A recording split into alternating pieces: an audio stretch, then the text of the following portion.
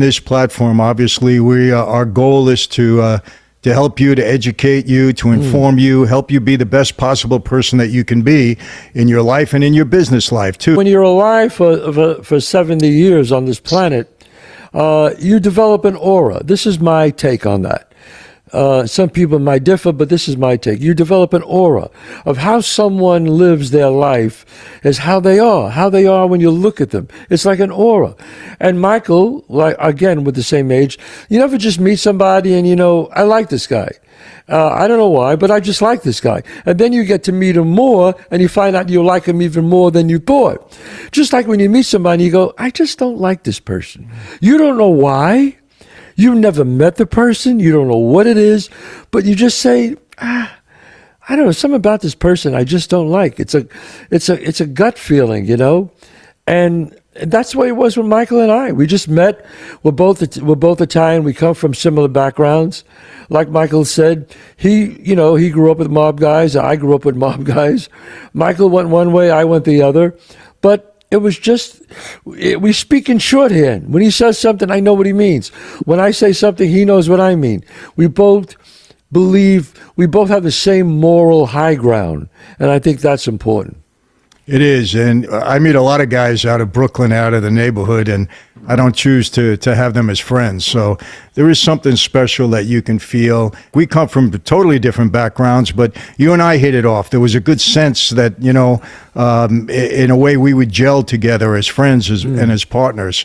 And yeah, of course, we have some commonality in our background that means something, but it was just there. I mean, him, his family, and Right. when you're in the right place. Yeah, and I have to say, and I never said this before, but I'll say it on the air now. You have taught me, the thing that you have taught me is my closest friends are the friends that I grew up with on the street. These are my closest friends that I know them all my life. We still meet.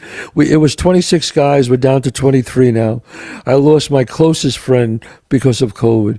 But Michael, and I say this, Michael Francis has taught me that you don't have to grow up and play stickball in the street to have a really great friend. Well, I appreciate that. I feel the same way, and I know this will be a lifelong relationship. Absolutely, without a doubt. So let's dive into you both have crazy pasts that are just not typical.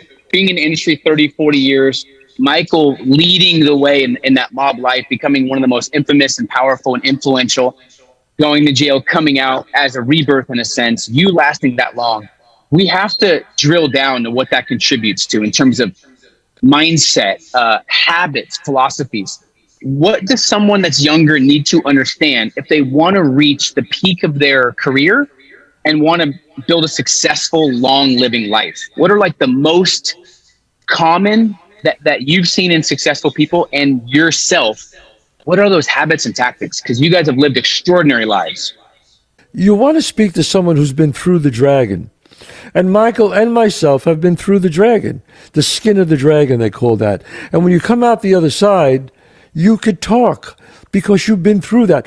Michael, who lived the life, he was a boss, went to prison, spent 8 years, we all know that, had 3 years in the hole, and came out. And when he speaks, that's from experience. Where I come from, growing up in the street, witnessing I witnessed a murder when I was 9 years old, growing up with those guys. I think when I speak about life in the street, we come from experience. And I think people respect that, and they could feel it. They could feel that just from the movies that I write, from the way Michael speaks about his life. And when people feel honesty and truth and humility, they know the real deal, and they'll come back for more, on and on. You got to be real in life, What are the qualities or characteristics that you see in people that have made it, that are successful, that have, reached the pinnacle of their craft? And again, hard work, determination, confidence, not arrogance. I don't like arrogance in people, but I love confidence. I love people that are powerful, that are still humble. One of the greatest characteristics I see in people, in powerful people, in people of substance, is humility. It's a wonderful quality because you know who they are, you know what they can do, you know the power that they have, whether it be in their industry or in their career in some way, and yet they're humble enough, to be just so graceful, and it's just so nice to see that. And I think those are important qualities in people. But we were talking about this morning. Hard work, determination, there's nothing that really replaces that. Commitment. You look at any professional athlete, the ones that have, mastered their craft, the Michael Jordans, the Tom Bradys, first one to get to the gym, last one to leave. It's the same in life, same in business. If you want to, achieve anything at the highest level that you can possibly get there, it's all about work, determination, confidence, honesty. All those attributes are so critical, so important. I was reading this book about the top CEOs in the world, and they said, what is the one quality of all those things? Mastery, learn your craft, work really hard.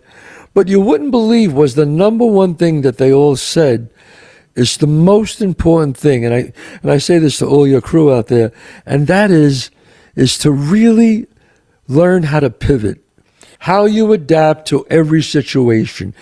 How you could say, all right, I could see where this is going. I got to pivot. When you learn how to pivot, you'll learn how to be even more successful.